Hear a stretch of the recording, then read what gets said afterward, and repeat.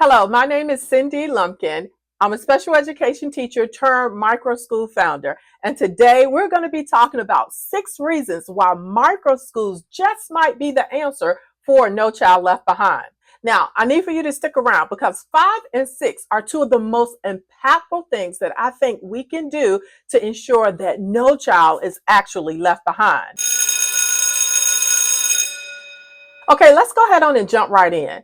So this weekend, a friend of mine shared a post from a Facebook group called Help a Teacher. Now, in this group, there are over 600,000, like closer to 700,000 teachers. This particular post garnered almost 7,000 likes and hearts, 149 comments, and over 6,000 shares. Now, the post, which I'm putting up right here, actually listed about 7 things that if we do right now, we would ensure that no child is left behind. This obviously resonated with a lot of people. I can 100% say that it resonated with me, but for a different reason.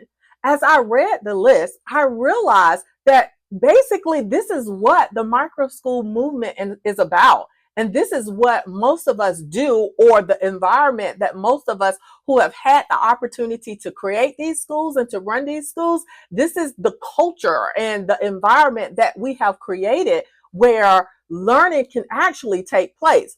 Let's go ahead on and look at each one of those individually. So, number 1, a decrease in class sizes. Listen, you can talk to any teacher, and I think parents also know this, that it really does make a difference the amount of students that we're having in class at one time. However, inherent to the nature of micro schools, micro meaning small, we're small just by the nature of our design. Most micro schools have no more than 10 children to a class.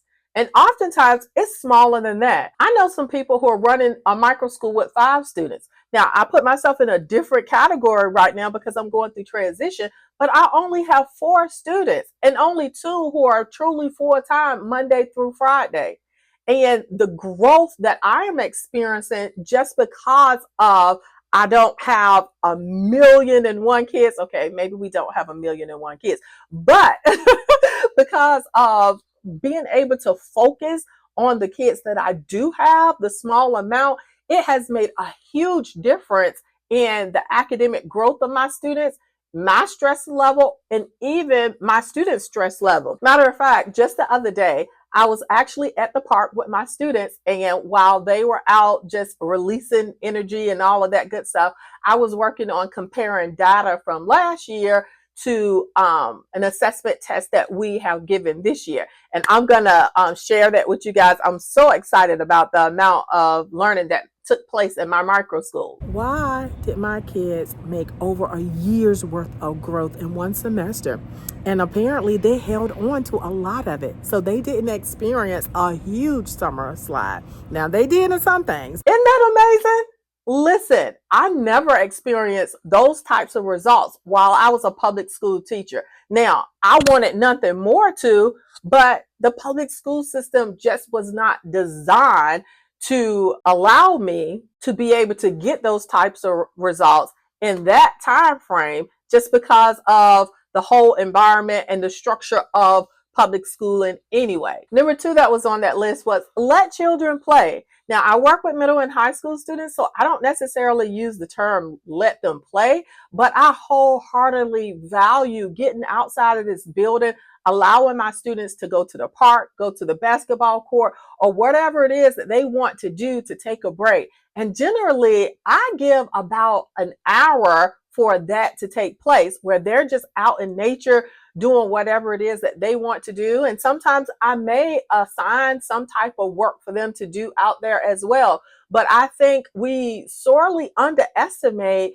giving children proper breaks. And I don't think 30 minutes, particularly for middle and high school students, is enough. I know that elementary school students get a little more time to be out running and playing, but I think that is one that will benefit all students no matter where they are. Number 3 on that list was don't rush the curriculum. Listen, if you talk to any teacher, I think one of the things that cause us so much anger is the fact that we really don't always get to truly teach things to a point where students actually master them, because we have a scope and sequence, right? So we have to introduce things, and whether or not our students master them or not, we're moving on to the next level. Now, in my micro school environment, we don't move on until the child is ready, until they have mastered the skill or whatever it is that I am trying to teach them. Now, there are times where they may not master it, but I felt like I've put so much time in, I just, for their sake, as well as my own, I need to move on. But I always come back and revisit that. Teachers in most public schools, and I probably really could say that all of them, they just don't get that opportunity. And I feel like we miss out when we continue to rush the curriculum and students are not learning what we're teaching. Number 4, delete topics from the curriculum that is not age appropriate. And if I can, I will add that may not just even benefit the student. Like, some things are outdated. Not that they shouldn't have some type of awareness of them, but I do think that we tend to focus on things that don't matter, and the things that does matter, we don't focus on them. Going back to like this concept of taking out things that are not age appropriate, I do have something that I recently encountered. It was in a Facebook group, and it's really troubling. Now, listen, I go hard for teachers because I am a teacher, right? And I believe in teachers, but we also have to admit that even with the curriculum, and some teachers are just not, how can I say it? It's just not appropriate. To make a long story short, there was this teacher in a Facebook group that I am a part of who actually complained about her kindergarten students, some of them coming in not knowing sight words. Now, I did comment, but I did not read her entire post to find out exactly what grade that she was talking about. And I just offered some best practices in how to teach reading. Well, she was offended. One of the things that I asked was, what grade was this? And she went on like being kind of smart alecky, saying that it was kindergarten if I would have read her post. So once I heard that, I'm saying that, well, what is the issue? Like, kids don't have to come to kindergarten knowing sight words. Like, that is your job. I just thought about like the inappropriateness of her expectation for a child who's at or in kindergarten this early in the school year not knowing their sight words. Number 5, and this one is so important because, again, I know that one of the things that it's just a sore spot for teachers is the fact that we don't always have parents who are as vested in their children's education. And the whole concept of the microschooling model is that it really involves the parent. It involves them being able to help determine what their child is being taught. It encourages them to be a part of the learning environment, whether or not they are coming up teaching lessons, just doing other activities. And matter of fact, often we barter with parents, so we try to keep microschooling as affordable as possible. And one of the reasons we're able to do that is that sometimes, hey, we may have a parent who may not be able to pay our full tuition, but then we barter, like, can you come in one day and do XYZ? And we trade that way. And so now you get kids who are seeing their parents at the school who are invested in what we're doing and so forth. And last but not least, which is my ultimate favorite, is getting these students outside of the walls of the school. Like, the best learning takes place when you're actually able to apply what you have learned in real life situations. And every micro school owner that I know, they value being outside of their classroom. They value going on field trips. Like, I make it my business to get outside of the classroom once a week, and we are doing things like farming.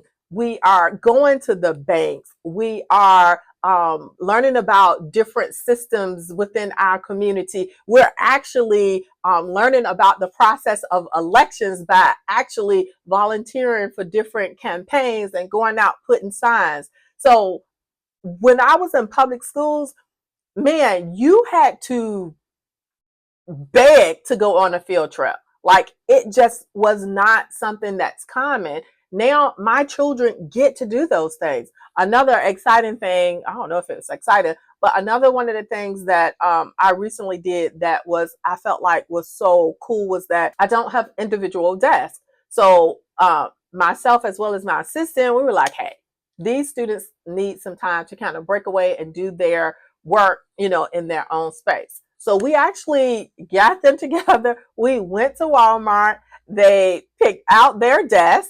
They didn't have a lot of options, but they got their own baskets. They got their own desk. And then we came back here and we actually worked together to put it together.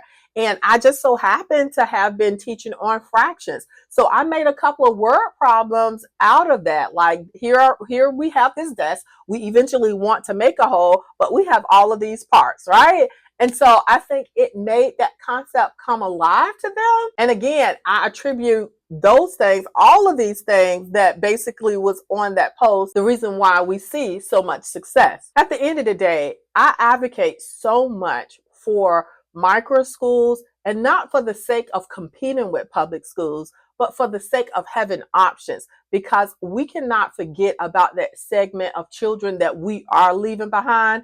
And sometimes parents need to have options too, because they need to have agency to do what's best for their children. If you are a teacher and any of this is resonating with you, if you are one of them teachers that's saying, hey, I want to get out of the field of education, but you're like me and really I don't want to say my identity is wrapped up in teaching, but it is. I don't see myself doing anything else, but this has been the perfect journey, and it might be for you as well. I feel like every community need another option. And we don't have to be against public schools to be for micro schools. So let me know what you think below. What are some other things that we can do to ensure that no child is left behind? And if you've ever been curious about starting a micro school, watch this video on one of those sides. OMG. All right, so